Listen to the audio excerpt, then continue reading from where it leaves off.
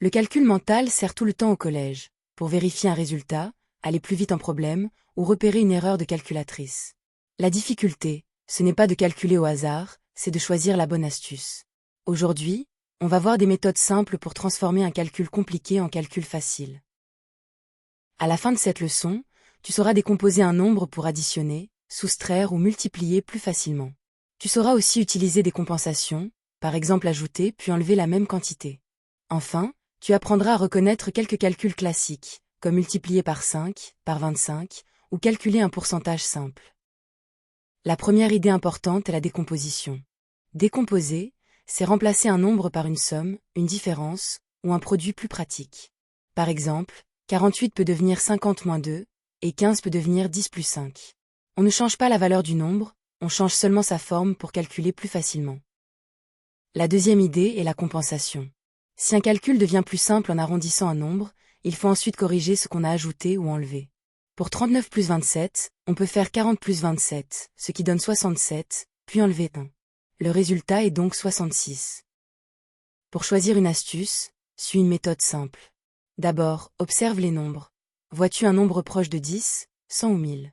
Ensuite, cherche une décomposition utile, comme 25 égale 100 divisé par 4.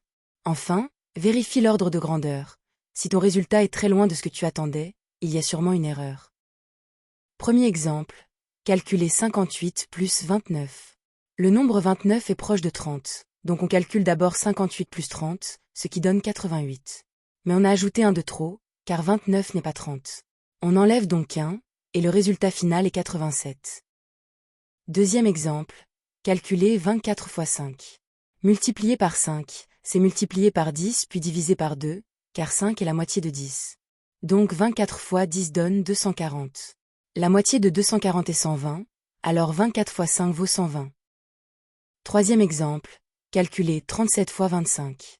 Multiplier par 25, c'est multiplier par 100 puis diviser par 4, car 25 est le quart de 100.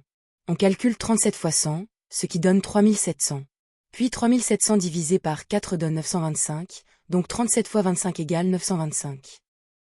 Le piège fréquent est d'arrondir sans compenser.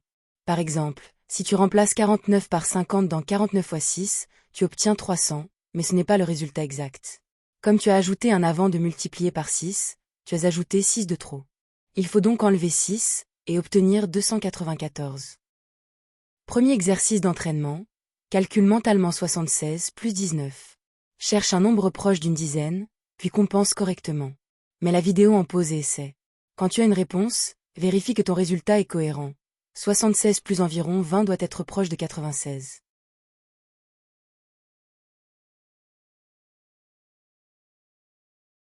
Correction, 19 est proche de 20, donc on calcule 76 plus 20.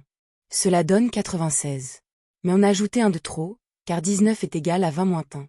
On enlève donc 1, et 76 plus 19 est égal à 95. Deuxième exercice, calcule mentalement 18 fois 25.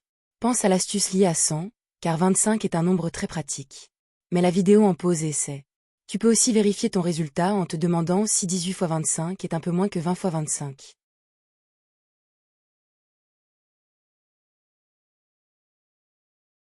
Correction, multiplier par 25 revient à multiplier par 100 puis à diviser par 4. On fait donc 18 fois 100, ce qui donne 1800. Ensuite, 1800 divisé par 4 vaut 450. Donc 18 fois 25 est égal à 450, ce qui est bien peu moins que 500. Troisième exercice, calcule mentalement 15% de 80. Ici, pense que 15%, c'est 10% plus 1%, mais la vidéo en pause et essaie. Le but n'est pas seulement de trouver le nombre, mais de voir comment le pourcentage se décompose.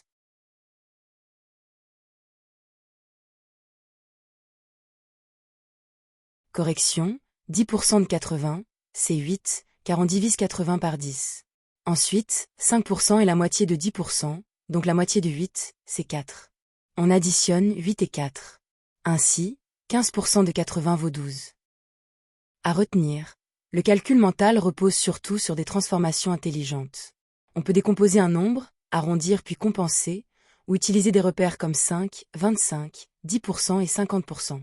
Mais une astuce n'est bonne que si elle garde exactement la même valeur. Termine toujours par une vérification rapide de l'ordre de grandeur. Pour t'entraîner avec davantage de calculs, télécharge la fiche d'exercice corrigée gratuite sur math-collège.fr.